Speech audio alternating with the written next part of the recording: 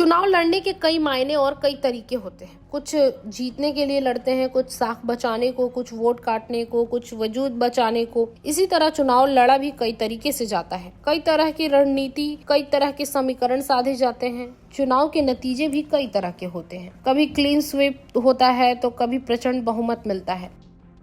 मुकाबला बढ़िया था या फिर किस तरह से लड़ा गया और आगे के लिए पार्टी बचेगी या बिखरेगी, ये सवाल बहुत महत्वपूर्ण होता है। अखिलेश यादव के लिए यूपी का चुनाव कई मायनों में बहुत खास है। पिता मुलायम सिंह यादव की मृत्यु के बाद यूपी में यानी अपने ही गढ़ में अखिलेश यादव का पहला चुनाव है। ये अखिलेश की अग्नि परीक्षा और दांव पर लगी उनकी साख भी है। अब क्या करेंगे अखिलेश, ये तो देखने वाली बात होगी। अब सवाल सीधे सीधे अखिलेश यादव की राजनीति सूझबूझ का है।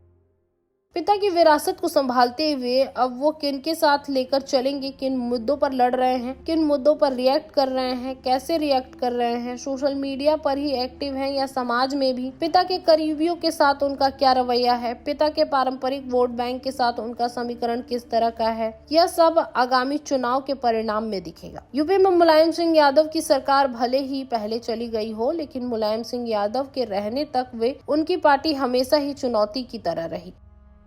अक्टूबर 2022 में मुलायम सिंह यादव की मृत्यु के बाद गुजरात व हिमाचल प्रदेश के चुनाव नवंबर-दिसंबर में हुए। 2023 में मध्य प्रदेश, राजस्थान, छत्तीसगढ़ समेत कुल 9 राज्यों में चुनाव हुए। समाजवादी पार्टी ने इन चुनावों में गठबंधन से अलग हटकर मध्य प्रदेश और राजस्थान में चुनाव लड़ा, अपने उम्मीदवार उतारे, लेकिन नतीजे में समाजवादी पार्टी को मुंह की खानी पड़ी। एमपी में सपा को नोटा के आधे में भी कम वोट मिले। वहाँ नोटा को 0.98% वोट मिले, जबकि सपा के खाते में महज 0.46% वोट आए थे। 2024 में यानी अखिलेश के नेतृत्व में समाजवादी पार्टी पहली बार यूपी में चुनौती देगी। 2019 में सपा बसपा के साथ मिलकर चुनाव लड़ी, लेकिन यूपी की 80 में से महज 5 सीटें उनके खाते में आई।